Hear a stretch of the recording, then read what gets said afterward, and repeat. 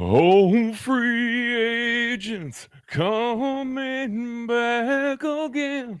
Some new players come to KC to win. Veach is looking for defensive leaders again. I can feel it. What's up, everybody? Welcome to 21 Questions, KCSN's Q&A show. We wrap up every week this way, not necessarily exactly that way every week, but my name is Craig Stout. Joining me is the only other person in the KCSN host library that probably knows that song, knows what song I'm parodying there, because we both grew up in that area. BJ, my friend, how you doing today?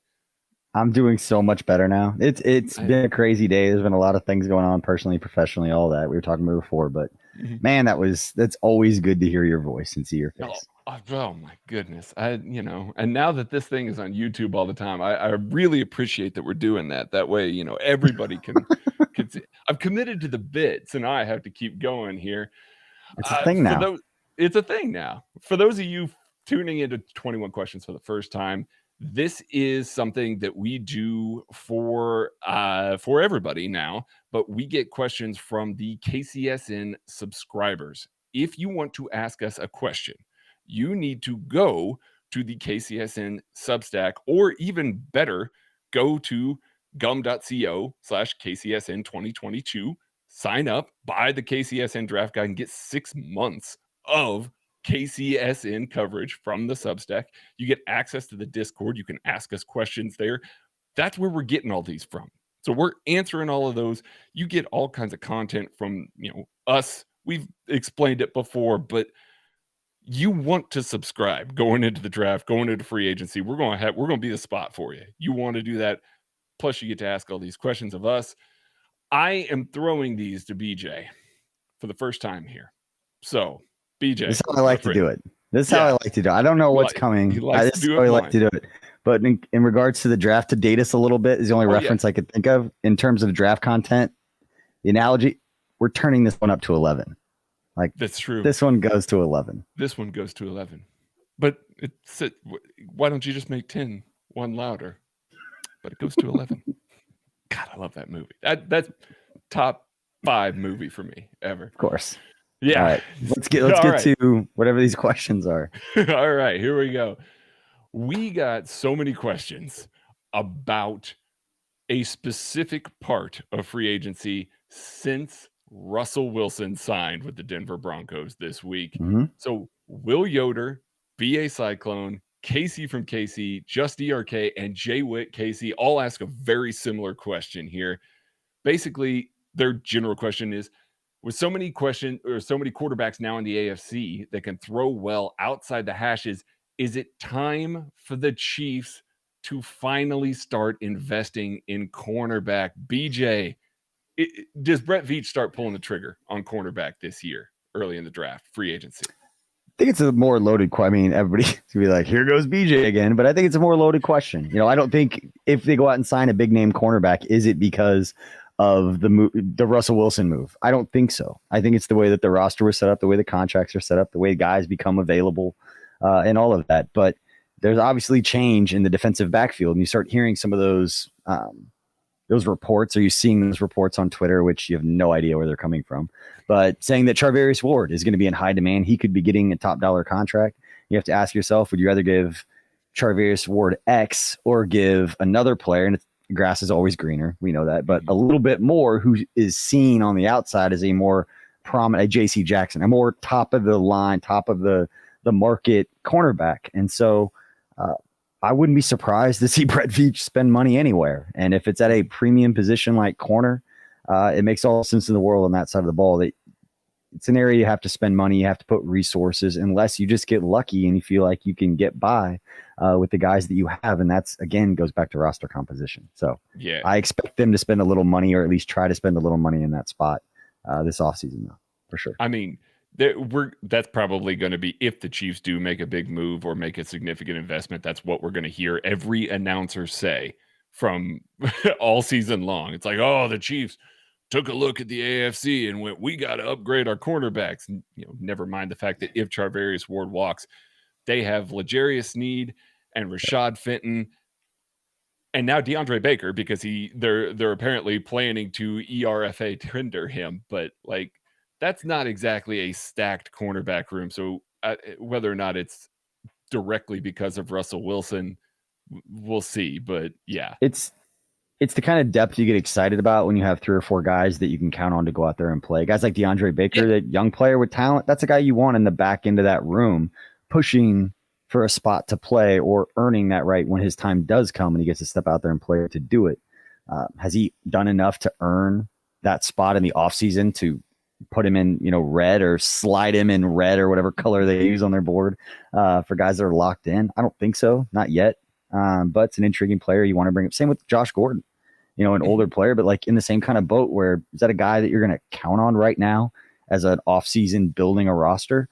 No, but he's a guy you're excited that's here to do something, but I'm going to slide him in for 500 yards. Like, no, you still got to go out there and get some guys. Yeah, for sure. You're excited about those guys as CB or wide receiver like 4 and 5. Like you're really excited about those dudes. Those are great lottery tickets at CB 4 or 5. But unfortunately, as it stands right now, those guys are kind of a little higher on the depth chart until Brett gets done with this. Bruce in the Fort asks, is Kando going to amount to anything? We drafted him for a reason. Compare him to edges in this draft. Where would he be drafted this year compared to last? Josh Kando was always going to be a flyer. I mean, I think before the season started, right after the draft, I think I even said that, listen, this dude is, I would not be surprised for this guy to get a redshirt year. He is a toolsy guy, former 5-star guy, went to Florida State, didn't get the best coaching there, then comes to Kansas City and finally, gets a chance to bulk up a little bit, be in an NFL conditioning program, be in an NFL film room, all of the things that, we say about rookies and how they go. It's him times 1,000. So I don't know what we're going to see from Josh Kando this year. I don't know if we're going to see a big impact from him this year. I love the traits. I love the athleticism. Yep. I love the bend. I love all that stuff. It's a great swing to take, but it's not one of those. I think we just have to kind of see him on the field in training camp before I think we put any sort of expectation on what his growth is right now. I have zero expectation for a rookie pass rusher ever. We're never going to be drafting high enough to get a guy that you're going to feel confident is going to step in and play right away. If you're being realistic, look at the history of rookie pass rushers. How many have made a huge impact outside of the Chase Young, the Nick Bosa, the Khalil Mack's now in the division? Like, think about the defensive linemen who make an immediate impact. They're top 10 picks. There may be an outlier here or there, but it takes them a few years to learn this game at this level. These offensive linemen, these tackles are much better than the guys they've ever faced. So even a toolsy guy has got to work on it. But yeah, absolutely. You got to spend money on pass rushers. You do. That's what, listen, Brett says you got to invest in the trenches. He's not wrong. Those two positions, offensive line, defensive line, do not develop quickly unless you're picking at the very tip top of the draft. I might be risking talking about a question that we have coming up later. And if that happens, we can revisit this conversation. But this is where I get really intrigued about guys like Trey Flowers. And I don't know what he did on the field, but a guy that went out, got a lot of money. He's going to get a 2-year deal, maybe somewhere. And I could be completely off here, but those are the kinds of guys where it's like, you've proven that you can go out and play in the past. You don't have to give up a ton of assets at this point to go out and get. If you have to give them a little bit of money, at least you give just a little bit of money and you don't also have to give a pick. Like that's like the double whammy, and you just can't do that consistently where the Chiefs are at right now. So that's, I mean, I would be very interested in seeing Trey Flowers and Zadarius Smith on the edges for Kansas City this year. And I'm not saying as like the marquee guy, just as a guy that he's a big name, like not super old, but that, or like a Chandler Jones plus a Zadarius Smith. Like that's where things start to change for me. But I just don't see that happening in the draft. I'd be shocked right now if it wasn't a wide receiver at 30. Based on they're going to give big money to at least one rest. It was Juju, Allen Robinson. Like, I know the wide receiver market's changing. You guys talked about it on the lab, but at some point they're going to pay a receiver. They got to get a young guy because that young guys will be coming up on his contract at the same time that Tyreek Hill is 34 at the end of whatever contract he's about to sign. You need a young receiver in that room you can kind of count on. So plus give Mahomes all the weapons in the world. Just All of them. He's not going to want for weapons ever again. ever. Yeah. Yeah. Mike Denny says, theoretically, we can lose Anthony Hitchens, Tyrann Mathieu, and Frank Clark.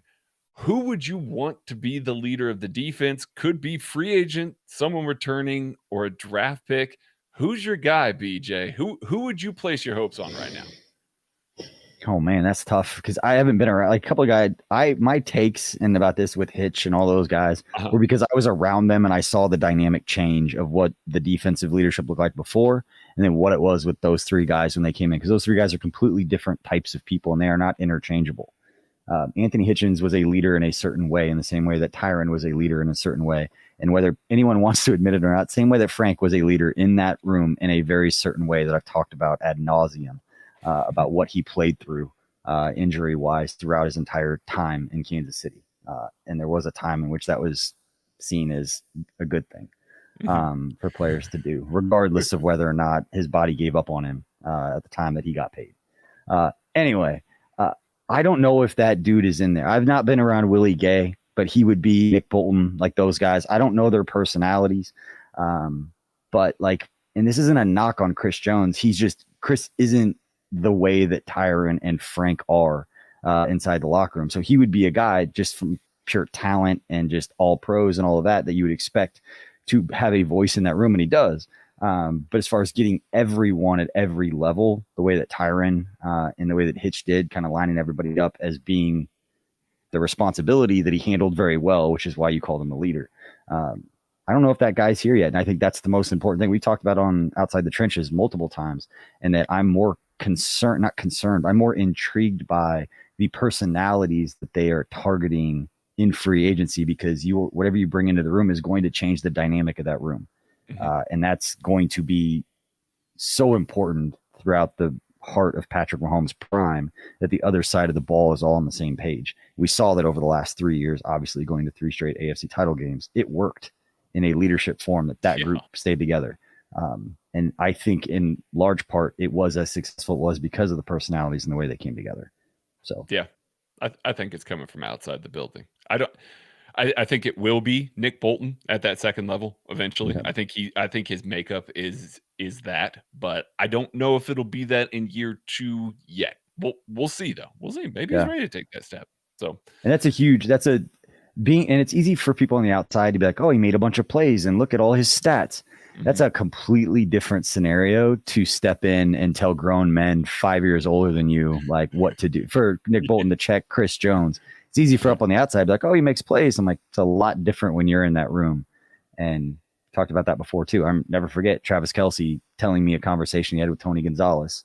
And he said, don't wait until it's too late when you realize you have a voice in that room. And Tony said he was like 3 years late in realizing he could have checked people because of the position that he had. And that was still a few years into his career.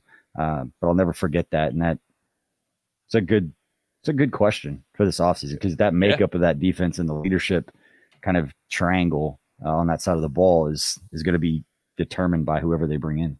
See, Nick Bolton's going to turn around and he's going to check Von Miller immediately when Von comes in the door. That's exactly what BJ's saying there. Yeah. I like it. I like it. B. Hudson says, Willie Gay seems to be a spark plug when he sees the field coming into his 3rd year. What do you feel like the coaching staff needs to see from him to take over the dime backer role / see more reps in general? I mean, that's the $1 million question involving Willie Gay right now. Like, you want to see him feel comfortable enough to where they trust him with the green dot. And right now they have not done that. Last year, you got to see Nick Bolton had the green dot at times. Anthony Hitchens had it largely. And Ben Niemann was your dime green dot. Those were the guys that kept everybody on the same page, made adjustments, were able to kind of get everything together. I think that's the thing that people forget about Niemann, regardless of what you feel about his on-field stuff. The audibles, the shifts, especially when you're in the dime and the offense is going tempo and they're trying to go quick and catch you off guard. All these blitzes that you see that were effective. I know everybody's mind is immediately jumping to the Bengals game right now. Please forget that one. But all these blitzes that you see that were effective in the middle of a drive when the offense is going to hurry up, that's Ben. That's been seeing an opportunity there, working with Tyrann, working with the front, working with Frank in the front, making sure that everybody's on the same page and calling something like that on the fly. Spags trusted that guy to do that. As it stands right now, he hasn't given that trust to Willie. That's not to say that Willie can't earn that this offseason, can't go ahead and do that. We're all crazy excited to see him because he is an impact splash player, but that's really what it is. He's got to prove to Spags, to Brendan Daly now, his linebackers coach, these guys, he's got to make sure that they all know that he's perfectly capable of doing that sort of thing and shouldering that load and being right. Because if he's wrong, woof, that's when it goes bad. And if Nick Bolton has already been preparing for that, and the one thing that Nick Bolton, Ben Neiman, Anthony Hitchens all have in common that are different than Willie Gay is Willie Gay is more athletic than all of those guys, and he doesn't have to think as much. And this is one of those things, and I talked about it more with the DB side, is that the DBs that are the most athletic, they won't running around not thinking, just go react and go play. That's Willie Gay. Like, I don't even know if I'd want Willie Gay to be the green dot if it was going to get him thinking a lot and not just reacting. Oh, yeah. And so if that's Nick Bolton's deal, I don't want Willie Gay to have that green dot if he doesn't feel comfortable. And some guys just wouldn't feel comfortable with that. I don't know if that's the case, but I'd rather have that guy flying around, and he is a spark plug. I smiled when somebody said that, because coming out of the draft, the one thing I said is you watch him on tape and you can tell the guy loved football by the way he celebrated. And that, I mean, something that Therese Paylor used to say it all the time when we'd watch film, and it stood with me of when you're watching tapes of guys through the NFL draft. I think about it every time I'm watching tape right now. He goes, watch how a player celebrates after a big play, and watch and see how many of his teammates and how many of them come up and celebrate with him. He goes, it's not foolproof, but damn if you don't find the guys who really, really love football and you can tell their teammates love them and the way they celebrate. And sometimes it kind of sticks out when you see other guys on the same team, not quite the same love. But I mean, especially for a guy Willie Gay's that dude who punched his quarterback in the jaw, and yet his teammates were still all about him. So I mean, that tells you. Sometimes a guy got to get punched in the jaw. Yeah. All right, Mike Denny, who are we more likely to get a compensatory pick from, Charvarius Ward or Tyrann Mathieu? Boy, this is going to be tough. I mean, I think that they're definitely both going to count against the formula, but I think he's asking more for who's going to get the higher one here. I think Charvarius Ward is going to get paid like a lot of money. Like, I think it might be like $14-15 million a year. And I don't know if Tyrann's going to get that. I think he should, but I don't know if be. Here's a question, Craig. Sorry to cut you off. No, you're This is going to be one of those, what was the reported number and what's the actual contract? Yes. Like, because Tyrann, it could be like this huge number, with a bunch of end of the year deals that are never going to hit. Like, it's the guaranteed money, and now you get voidable years and all of that. So the structure is really going to matter. But all we ever see promoted are the agents and the big numbers and the stuff that they never end up hitting. But that is a good one of who's going to get more this offseason. Because I could still see somebody giving Tyrann money.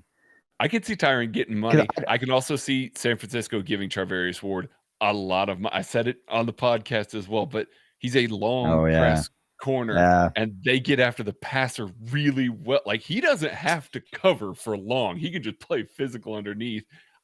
I think he's good. I think San Francisco is going to throw the bag at him. Good for him. Good for him. Oh, no kidding, man. I love it.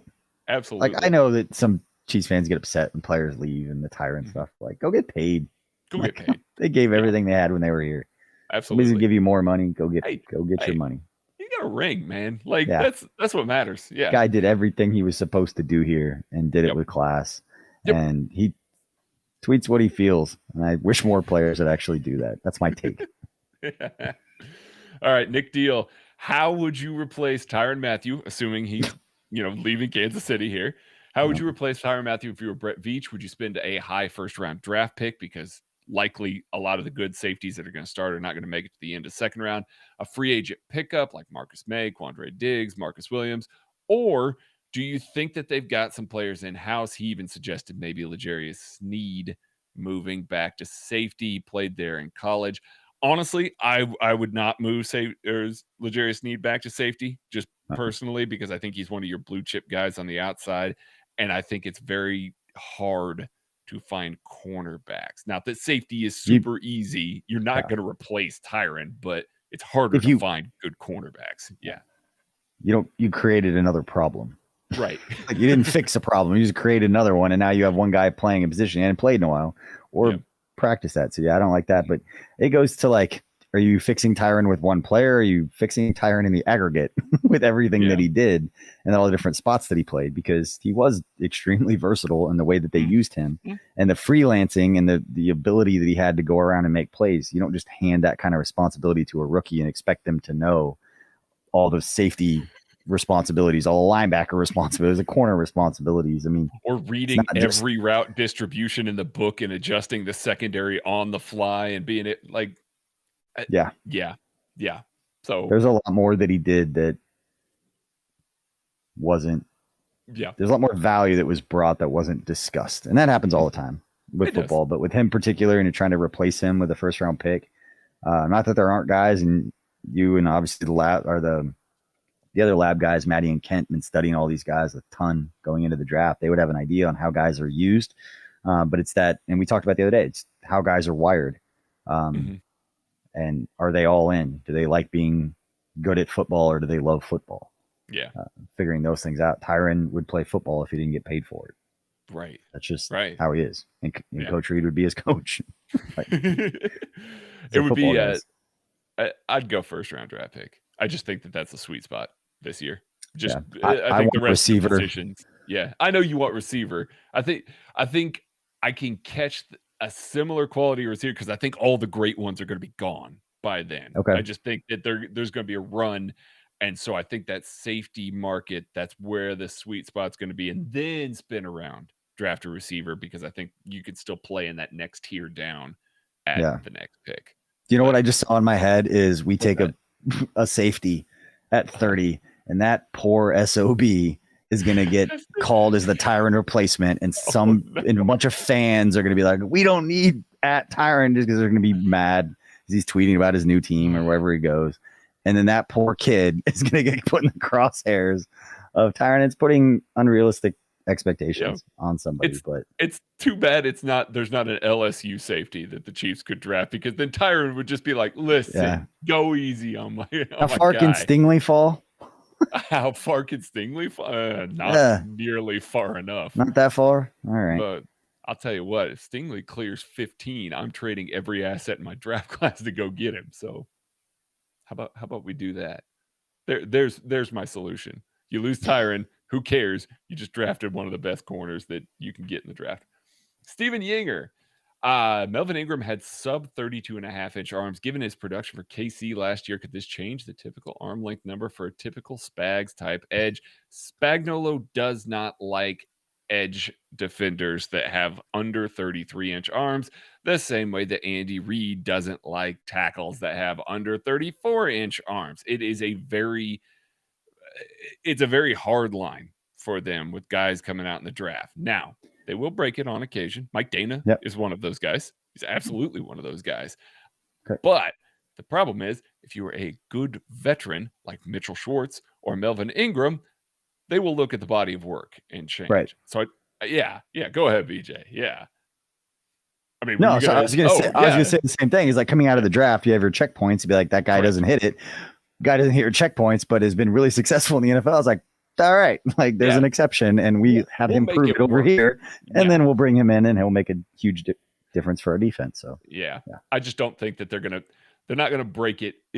If they have everything that they can, they're gonna take the guy that has all of the measurements that they want and all of the things that they want, and then they're going to like try and make these guys shoehorn into that. So unless it's like a day 3 guy like Mike Dana, that they obviously liked because of his versatility. So all they're doing is setting a board of hierarchy of who they like compared to everything else. And they get to the draft, they're not making decisions. They're just literally going down on their board. Right. Yeah. But Spags isn't going to look at a 230-pound short arm edge defender that's got lots of burst and go, yeah, that's my guy, because the way that they use him, it just doesn't make sense. So Positivitoasty. Which non-combine participating players are you most looking forward to see at pro days? He says, I would like to see Josh Jobe personally from Alabama. I want to see if Andrew Booth Jr., Clemson corner, goes ahead and is able to test. He got hurt this spring, had a quad injury. He is one of the top corners in this draft, and I think the buzz is a little bit too little around him right now. And so I kind of want to see how he looks. I'm just curious because he's a guy that if he doesn't test particularly well, I think he might fall to the Chiefs, and I would take him in a heartbeat because he's a really good corner. But who knows? If he doesn't test, I think people are just going to kind of project him. He's going to go way earlier than Kansas City. But a guy that might be around at 30, looking for his testing and maybe a different reason, just trying to get him to fall down the tier a little bit there. All right, Robbie. Would you be interested in Calais Campbell on a team-friendly deal? He's 36, but with his size, strength, experience, attitude, and leadership, especially after losing Clark and Hitch, seems like he'd be a good piece for the right price. BJ, how do you feel about that move? I absolutely love that move. I spent some time around Calais Campbell. He was like the defensive player of the year, like 2 different years in the 101 awards. And so he came to Kansas City, and he was always gracious enough. And I think they gave him the awards because he came. He came to the event like in person. They'd want people to come instead of like sending a video. And he came every year, and he got a chance to talk to him. And he's the largest human being I think I've ever stood next to. But he's got a big personality. He was great. I think from what I had gathered and the fact that he was there made me feel like him and Coach Reed got along really, really well. So I hadn't heard that one as a name yet, and wouldn't be the player that he was like 7 years ago. That wouldn't stop Chiefs fans from going nuts if they signed that dude. Oh, sure. But his personality is awesome. If you've ever seen interviews with him, he's got a big, fun personality. So that would be awesome. Him and Chris together. Oh my god. They need their own show. Like they Rob Alberino, if you listen to this podcast, if you guys sign Calais Campbell, Brett, give him his own show. Lean into the personality. That would be awesome. All right, Zach Eisen. That'd be so good. That'd be so good. I love it. You're already marketed in your head. I can see the wheels turning back there. Has nothing to do with us. That's all to do with them. I just want to see it. I know. Because that would be great. Zach Eisen says, it seems like the Chiefs have lacked pass rush production, slacks, QB hits, etc. because Spags values guys who are great against the run. Why does he value edges who defend the run over athletic pass rushers who may not be as stout against the run, but are better at getting to the quarterback? Will we see this philosophy change? Okay, first things first. I'm gonna start with this. When they traded for Frank Clark, he was like the next tier down from those elite pass rushers like in Seattle. So, I mean, I think they felt like they were getting that guy. And so that's why they went out and they made the move to try and go get that guy. And they also had Chris Jones there, another elite pass rusher. So I think they felt like, hey, our front four is going to be great against the pass, even though he's also good against the run. But generally speaking, looking for these guys that are more power rushers, things like that, it's because Spagnuolo wants to play a lot more too high structure. We are starting to see a lot of this from the Vic Fangio tree, from Brendan Staley, things like this, where you've got 2 deep safeties. And if you got 2 deep safeties to try and take away all the vertical stuff and force everything underneath, you leave less guys in the box. That means your front four have to win more readily. That's why the Tampa Bay Bucks are so good against the run, is because their edge defenders are really good against the run. And they've also got Vita Vea, who's just a monster on the interior.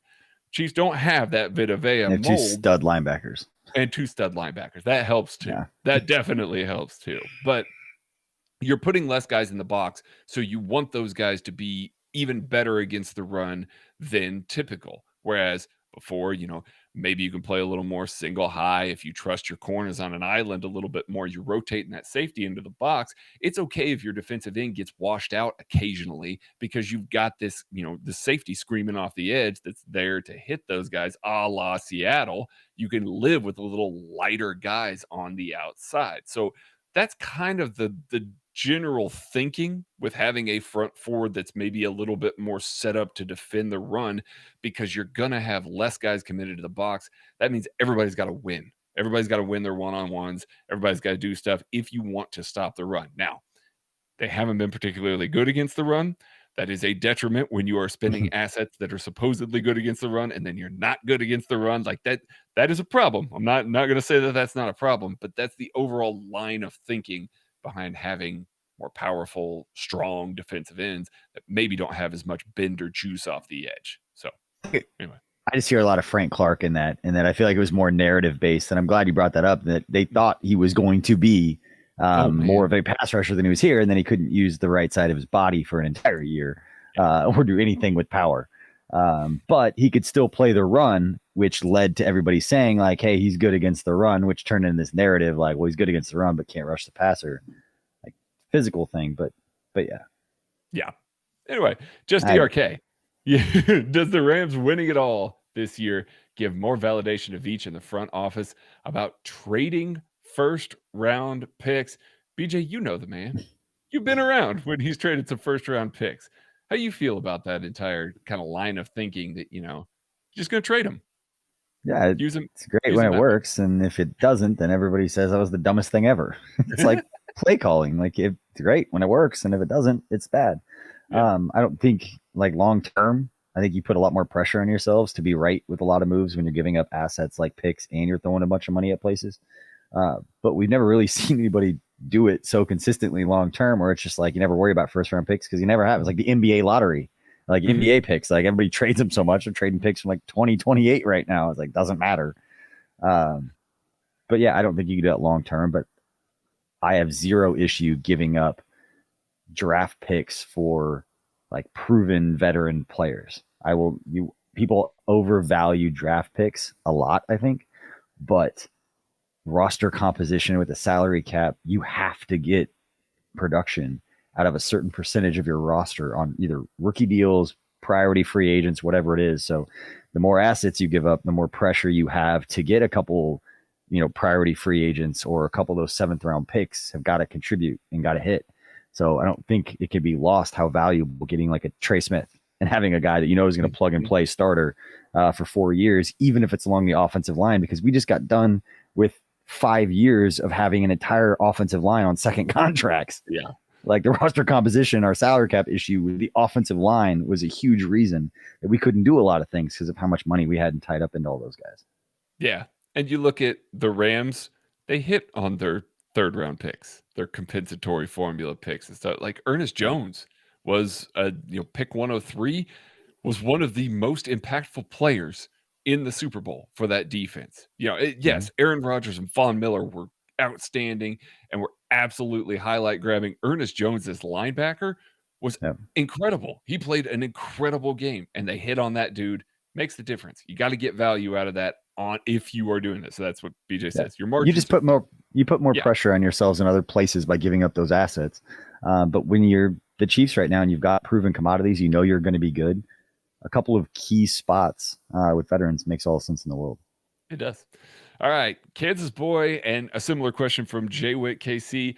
What is the max you'd be willing to offer for DK Metcalf or Tyler Lockett, or would you pass on both? BJ, what is the maximum that you would give up for Tyler Lockett right at this very moment? Oh my God. This is not a good question to spring on me because it'll be ripple into social media forever. I don't know. What would you be willing to give up? The number 3 option on the offense? Either one of those guys. I don't think Travis Kelce is going to get less targets where those guys come. The way that they use him and the way that he's kind of the third down guy are going to Travis Kelce outside of health. And then Tyreek's skill set is going to require, he's going to get the ball. So that limits, I wouldn't give up a first and a third. Like I know it was kind of going around about DK Metcalf, especially in this draft with the receivers. I wouldn't give up 2 picks knowing you got to pay a guy a ton of money. Now, I don't know off the top of my head Tyler Lockett's contract situation, but DK is about to get paid. He would be cheap. He'd be like $3 million against the cap next year or this year. How long is he under contract for? Another 3 years. Yeah. He just signed that contract. All right. Well, I'm going to text his uncle. I'm going to figure out. In that case, I would give up more because you're not having to give up both. Correct. Man, I know. Get me all excited. A late third for Tyler Lockett. I'd contemplate it. I really would because he's Third for Tyler Lockett right now. yeah, Yes. I would. For under contract for 4 years, and he's not terribly expensive. Absolutely. He's going to be a deal. He gets more expensive, but I know he's not. Move on if he starts to decline. Yeah. And talking about like the roster composition and building your basketball team of receivers, he's more similar to McCole and Tyreek in that way. He's not that big physical DK, but giving up a first and a third and $20 million a year to DK Metcalf when you're going to give Tyreek a big deal too. I like the idea of having a set structured contract already in place. So, third round pick for Tyler Lockett. Yes. Tyler Lockett wins in the underneath and the intermediate still. Like he's not just that, like the deep guy. So, I mean, he's still winning underneath. So, I think he fits. Oh, he'll win. I'd do it. He'll win. He'll be open. But he's the perfect. Find out if he's coming to Kansas City right now. He would be such a dangerous. And then he can score touchdowns and wave at Russell Wilson when he's running by. It'd be great. Yeah, that'd be great. All right. Molly Salt. BJ, rapid fire here. Don't think too hard about it. Who's going to be the big splash FA signing for Kansas City? Allen Robinson. I like that one. I'm saying Carlton Davis. I think. Oh, yeah. Yeah. I like that'd be good. I would be happy with either one of those if they happen. What do you think? Carlton Davis, what are his measurables compared to Charvarius? They're very similar, aren't they? They play a very similar style. Boy, you're really asking. Carlton Davis, I believe, is a tier 3 CBAT. Charvarius Ward is a tier 4. Charvarius's agilities were just not particularly great. But Carlton Davis is a long arm corner. Correct. Yeah, right? He's got 32 and 3/4 inch arms. Yep. He's an explosive guy as well. So and he's 7'3", or not 7'3", sorry, 6'1", 73 inches. Okay. Yeah, 73. So, yeah. But he's a big dude. He's a big dude, big long dude. But yeah, they both play very, very physical. He would fit Spags so well. What do you think about reported rumblings between Matt Nagy and Allen Robinson not getting along? What do you think about that? I think when you don't have success, people aren't going to get along. Okay. I think I think that's an awesome answer. I think that's great. Yeah. Because I know that it's really weird. Like, we got along great. I'm like, you weren't successful. Like, no one's going to leave there being like, oh, we're really happy with what we accomplished. Like, no, it didn't work out. But having known that, like, I'm not going to prognosticate how somebody else got along with somebody else. I'd be surprised if Matt Nagy didn't get along with anybody. Like, the way that I know, like, I've never. So I'm very happy he and his family and all of them are coming back. That's awesome. That's great. It's a very good thing for Kansas City. JWill54. I often look to the chart that shows the value of each draft pick. Does that chart vary a lot from season to season? I expect the number 1 pick is down a lot more compared to previous years. We use the Rich Hill chart that typically like factors in every trade that's been made to try and like do valuations and stuff like that. The number 1 overall pick almost never changes. Now, I get what he's saying. Yeah. I get that this draft class is not particularly strong at the top. That may throw a little bit of a wrench into some of the formula going forward, but it'll recalibrate itself in future years here. But as it stands right now, no, they don't like devalue that pick at all when they're trying to do stuff. So the position might. I could see the position changing something if you're going to trade up for a defensive end compared to like a franchise quarterback. Right. That's just has more to do with the position you're trading up for, I guess, than the compensation given. Right. Andy Nagel, even though the Chiefs draft last year was a win, were there any players that were available that you wish Kansas City had picked over the guys that they did pick? I'm going to say it. No. I mean, now that we've been a year removed from this, a lot of the guys that I liked, Terrace Marshall Jr. That was the one that popped into my head. Yeah, I mean, like, there's a lot of guys that I really liked that I wish the Chiefs would have tried to go out and get to rectify some situations. But the guys that they would be replacing right now, like, Chiefs would still be in bed with Anthony Hitchens. Not that that's a bad thing from an in-the-room thing, but from a contract thing, as we may see here in free agency, it may be very important that they have Nick Bolton on a rookie deal as their Mike linebacker right now. And Creed Humphrey is a fringe all-pro center. Like, those are the two guys, if I was going back to the draft and I was like, "Man, I wish we woulda gone ahead and replaced that guy." Those would have been the two guys that I would have looked at to replace, and Yep. I'd be pretty much insane to try and replace them right now. So I wouldn't actually. Even at the Yeah. time, I may have wanted to. So yeah. Anyway, Thought the same thing. Chad. Even though that he didn't get the guy that you wanted, it was like, all right, we got a great center for the next All like right, decade. We needed fine. one of those, and that's fine. All right, fine. I guess, Brett, you know some shit about some shit. Yeah. Chad says, would OJ Howard be a cheap way to upgrade our tight end 2 spot? BJ, how do you feel about upgrading tight end 2? Like, just in general. I've thought they were going to upgrade tight end 2 for the last 6 drafts. Like, I've been waiting for it. They just don't spend a lot. I mean, it's not a position that they put a lot into, but OJ Howard would be an intriguing option. I think he's one of those guys that, from a fantasy perspective, you always pick him up. It's like, I know that name. He's big. He's athletic. They can find a spot for him. He very much fits that kind of number 2 role. So that's an intriguing option. I looked into the free agent tight end market just because you have to pay them a little bit compared to what you get in the draft by getting a young guy. But OJ Howard would be an intriguing option for sure. He would. And I feel like I shouldn't say this because Maddie might be workshopping something here. So if he says it after this, it was his idea. Just let you know, because we've had conversations about this. I mentioned CJ Uzomah, a guy who plays on all 3 downs for the Bengals. He's probably going to be a little bit of expensive, like $9, $10, $11 million a year. And I know people are going to cringe at that and go, no, we got to pay a receiver. I'm going to cringe at that. Yeah. Well, what if Travis Kelce is your new X receiver? And so instead of spending on an X receiver, you got Travis Kelce playing in these ISO looks that he's almost always in. And now you're telling him, hey, buddy, you don't have to block anymore. Uzama's going to handle that. And he's a 3-down guy that can block and can still get open and still catch passes. Like, you're technically running 12 personnel, but it's you more guys are like trying to play 4D chess. You're trying to figure out what Andy Reid is sitting in California, wherever he's at his beach house, coming up with all those. This is what they're doing to us. This is why we're struggling. If 12 personnel is that answer and they do something like this, we're going to go back to this and all the stuff that Maddie's doing right now and be like, we were talking about this in March. Yeah. I've been big proponent of 12 personnel when you have Travis Kelce, because you put a lot on a defensive coordinator to match up in a way that they don't normally have to. It's not a normal, especially when you have Tyreek. And if you get like Tyler Lockett for a 3rd round pick, what do you do if you put Uzomah, you get Jarek McKinnon or Clyde, whoever, put a running back, you go 12 personnel with Uzomah and Kelce, and you've got Tyler Lockett on one side and Tyreek Hill on the other.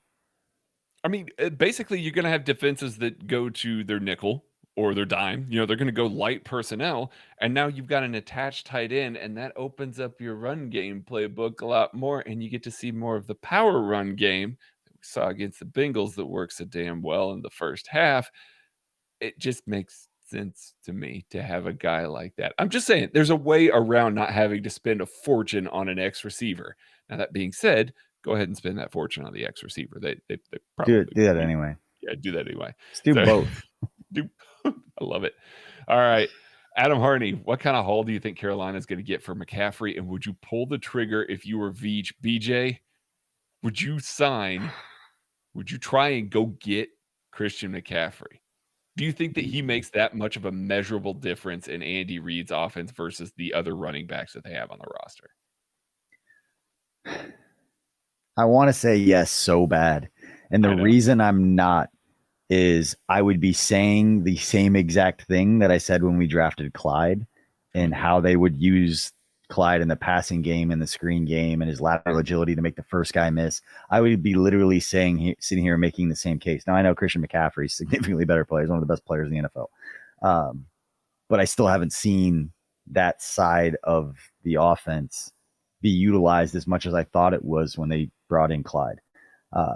Now, again, they bring in Christian McCaffrey. I think you're going to see more of that. I think we saw, when you have an explosive athlete at that position in Jarek McKinnon, I think we saw what happens in the playoffs. So that intrigues me. Mhm. I'd be really curious what kind of contract that would look like at this point for a player like McCaffrey, or what kind of haul he would get playing that spot, as versatile as he is in this kind of market. It'd be interesting. All right. Let's go ahead. Grayson Jaspers here. Are the Chiefs in the same position at safety as they were last year at left tackle? Big shoes to fill with not many day one options. That's an intriguing thing because right now they have Juan Thornhill under contract. Yeah, they got a couple guys that are some future guys, the Devin Key and a couple other guys that are on the roster that haven't contributed in a major way to this team. Zane Anderson has played special teams, but who knows if he's ready for prime Armani. time. Yeah. Armani is gone. He's gone now as a free agent. So, and Oh, Tyrann's yeah. potentially gone. Dan Sorensen is gone. Like, it's one. Like, that's the room right now. And so, you look at that a little bit and you go, okay, they definitely need bodies. And they definitely need impact bodies. Like, that's where Steve Spagnuolo has spent a lot of his capital and gotten the most out of his room. Now, part of that's because it's been Tyrann, and Tyrann is that dude. But I do think that you look at it a little bit and you say, hey, are we really going to gamble on a rookie to try and shoulder the load here in a defense that asks so much of its safeties? It's a tough spot to be in for sure. You mentioned a name earlier. Quandre Diggs would be a Mhm. really intriguing name that you've thrown Coming out there off that because injury. Yep. Mhm. everything that I've ever heard about him as a player is his leadership and his ability and obviously making plays. And I just smile because I think you could, if Brett calls and be like, hey, you could catch passes from Russell Wilson. Or you go against your former teammate. And I think that might be intriguing for some of those I will say defensive this, plays. Quandre Diggs hates cover zero. He's very vocal about it on Twitter. Hates cover zero. Never He mind. Cross him off the list. Ain't gonna happen. he and Spags would have some come to Jesus moments there. And I love cover zero. I just send the house. Just Yeah. send the house. Love it. Connor Christopherson, do you buy some of the reports out there that the Chiefs might be quieter during free agency than in years past? Feels odd when they have so many holes. BJ, have at it. Do you buy it? He's got money. We saw how much they had, like $49 in cap space, and we saw him spend like 60 million. What do you think he's going to spend when he actually has $60 million? Yeah. No, we talked about it. This is going to be the dynasty make or break defining. Like, not to put too much on it, but we're going to look back at this. Whatever contracts they hand out here, if the Chiefs are very successful, it's going to be because those guys were successful. And look at Patrick Mahomes with multiple Super Bowl rings. If these are not successful and he ends up with one, is going to be Aaron Rodgers, Russell Wilson, whatever that is. I think it's going to be large part into this offseason, these next big contracts they give out. They need to work. They need to hit on these guys. And I would say in a similar way in which they hit before and they got it right. They were just a couple of plays short in different times. Like, that's part of the game, but they had everything they needed to get there. And so, Yeah. No, they're spending. They're spending. The fact that they're quiet right now is actually more of an onus than anything to me because that means that Brett's not being tied to every single free agent. Usually when you hear, oh, they're tied to this guy and this guy and this guy, this guy, tends to be leverage. Tends to be these sorts of leverage moves and things like that. The fact that they haven't been tied to anybody. I I'm curious. Brett gets excited too, and then people start talking. And then all of a sudden you start hearing all this smoke because he gets excited. So I'm excited to hear some of the smoke because, then something's coming. Yeah, it's coming. All right, Treebs, if you could sign just one top tier free agent at any position, who would you pick? Oh, hey, Treebs, I should have included you with that one up there. I think we both answered that before. That's my bad. Not that directly. What's the one position? What's the one position? If they could only target one, if you could give it like $100 million deal or whatever it is, pick one position that you give a mega deal to. It's got to be corner. It has to be corner. I think that this is I want it to be defensive line. And we're talking outside. So Tyreek doesn't count. Is assuming Tyreek. Yeah. Right. Yeah. I want it to be defensive line. I just don't think there's the guys that I want to give $100 million to along the defensive line as it stands right now. So make me be in play for JC Jackson or Carlton Davis.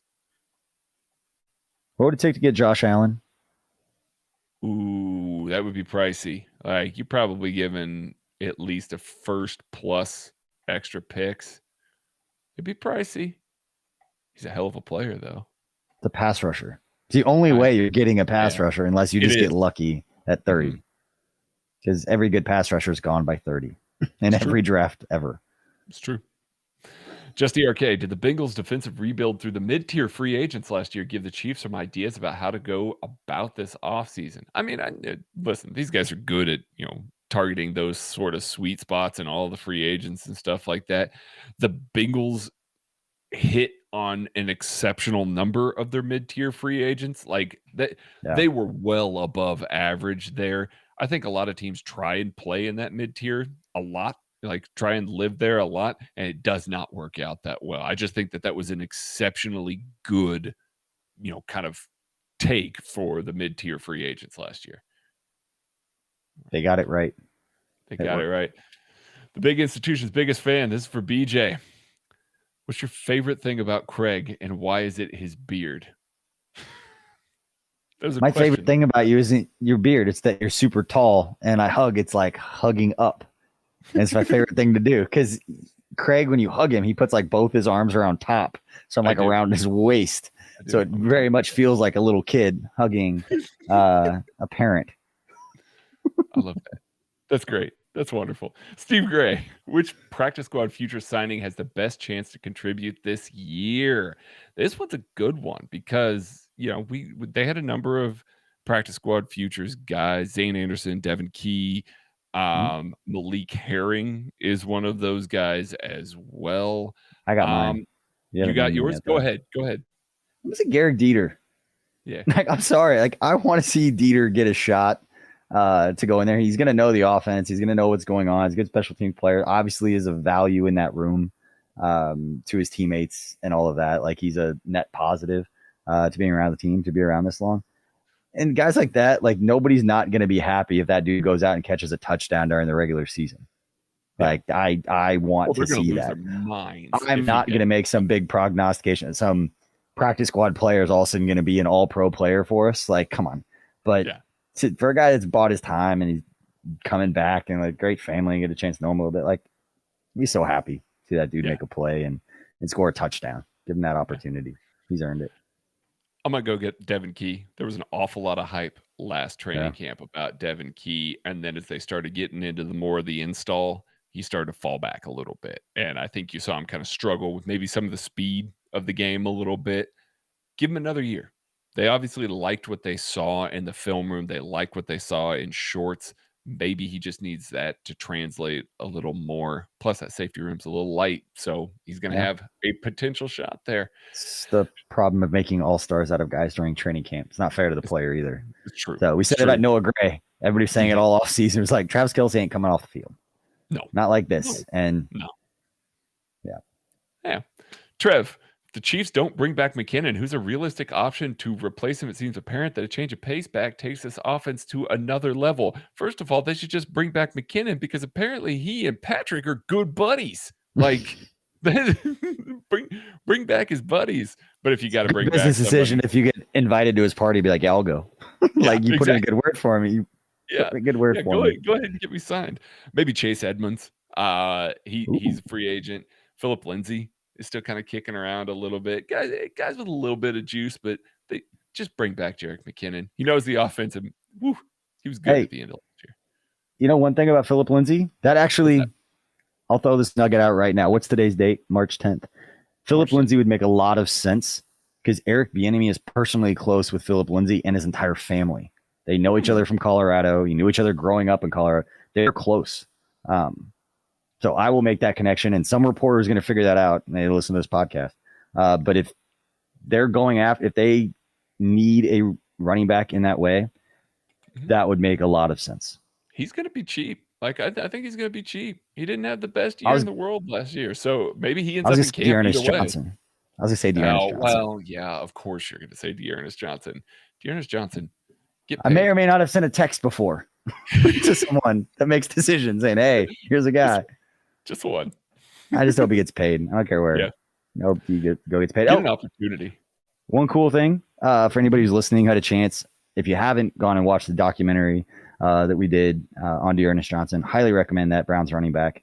Went to Immokalee High School down in Florida. You know, one of his best friends also went to Immokalee High School. Who? J.C. Jackson. Oh, baby. I'm gonna call Dearness to be like, hey, if J.C. Jackson's coming to you, tell us. Yeah. No. Blink twice if you know something. Because guess what happens? You tweet that, then you have to know everything all the time. All the time. That's why you don't say anything. Yeah. Kitty went to Coke.